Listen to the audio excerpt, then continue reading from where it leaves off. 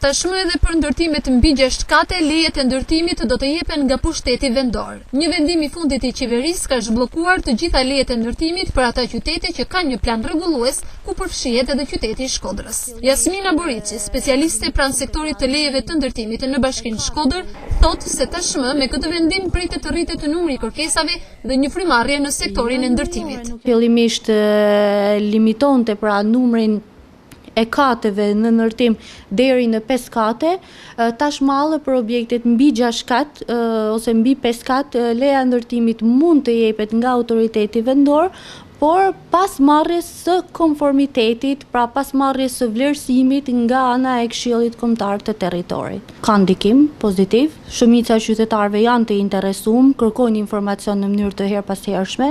Ndërkohë, specialistja Borici thekson se zhbllokimi i lejeve të ndërtimit përfshin vetëm qytetin e Shkodrës dhe jo njësitë administrative, ndërsa deri më tani kërkesat për leje ndërtimi janë kryesisht për rikonstruksion apo banesa familjare.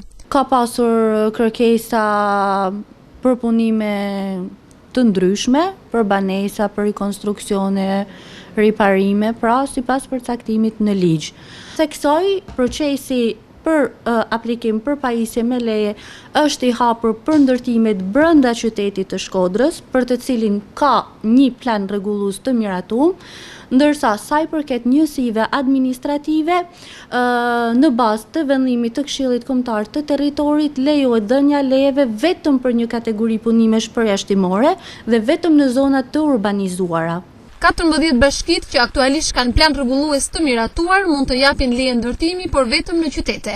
Ndërkohë vendimi vazhdon të përjashtojë ndërtimet në zona të bregdetare, ato me rëndësi kombëtare apo që janë pjesë e trashëgimisë kulturore e historike.